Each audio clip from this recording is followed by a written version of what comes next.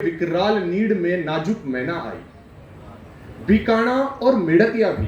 देखिए, ये बड़ी विडंबना है इतिहास की कि जब कोई साहसी व्यक्ति किसी बाहरी आक्रांता के सामने युद्ध लड़ता है तो कुछ हमारे ही मित्र, कुछ हमारे ही भाई छोटे मोटे मतभेदों को लेकर उनसे जाकर मिल जाते हैं। कि बीकाणा और मेड़तिया भी सूरों से मिले हुए थे। राठौड़ी बगिया के दो फूल दिल्ली में खिले हुए थे। अब सेना यहां आ जाती है और दोनों डेरे एक दूसरे के आमने सामने हैं। तब देखिए किस तरह का घटनाक्रम होता है कि राठौड़ों के रण कौशल से अफगानी डरे हुए थे, पर युद्ध देख नागाना साहस से भरे हुए थे। जब दो राठौड़ी शेर डेरे में टहल रहे थे तब अफगानी सरदारों के सीने दहल रहे थे। रजपूती वीरों के किस्से हवाओं में भरे हुए थे। मारवाड़ अभिलाषी अब दिल्ली खोने से डरे हुए थे। अब इस ऐतिहासिकता को आप जानते हैं कि किस तरह से एक विश्वासघात किया गया और मालदेव का जो डेरा था उसमें जेता और कुपा को विश्वासघाती बताते हुए दो पत्र डाल दिए गए।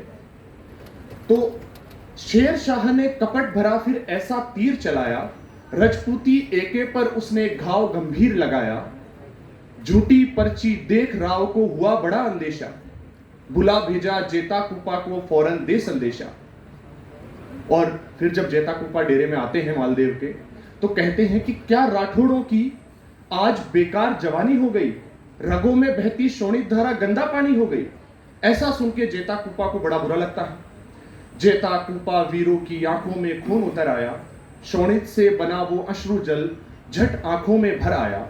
लाख समझाया राव को पर मालदेव जी रुके नहीं, पर दो राठौड़ी मतवाले सम्रांगण में झुके नहीं।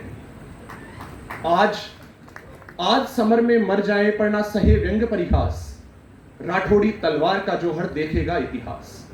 जब काल विपदा का आता है तो कायर डर जाते हैं, पर वीर विकट अभिमानी उस काल पर चढ़ जाते हैं। अब देखिए युद्ध शुरू होता है और युद्ध का एक छोटा सा घटनाक्रम आप देखिए कि युद्ध दुदुम्बी बज उठी और कूदे घायल शेर, अश्व टापों की धूल से थे छाए मेघ घनेर। चंडी का लेकर नाम वो भूमि अरिदल से पाट रहे थे, एक वार खड़ग में वो गज मस्तक काट रहे थे। सूरी सेना हाहाकार से भर चित्कार रही थी, राठौड़ी सेना मूंछों पर तेवर मार रही थी। 10,000 राठौड़, 10,000 थे राठौड़, 1,000 सूरी दल था, 1 लाख सूरी दल था, 10,000 राठौड़ थे। 10,000 सिंह मुख खोल मैदान में दहाड़ रहे थे। 1 लाख शियारों से राठौड़ी राड़ रहे थे। कभी बंदूक चली, कभी तीर चला, कभी बर्छे का प्रहार, जेता कुपा के हाथों में थी चमक रही तलवार। इस तरह से युद्ध चल रहा था और राठौड़ी सेना भारी पड़ रही थी। पर तभी अचानक से घटनाक्रम बदलता है कि सहसा आकर एक तीर जैत सिंह से टकराया। विष भरे तीर ने फौरन अपना काम कर दिखलाया। हुई आंख बंद और सांस रुकी, पर बाहें फड़क रही थी जैसे शेषनाग की कटी हुई कोई पूंछ तड़प रही थी। जो जैत सिंह थे उनके तीर लगता है और वो मर जाते हैं। उनके साथ में ही दूसरी तरफ क्या होता है कि मुट्ठी भर राठौड़ी अब केसरिया बांध रहे थे। कुंभ सिंह जी समरांडल में मृत्यु साध रहे थे।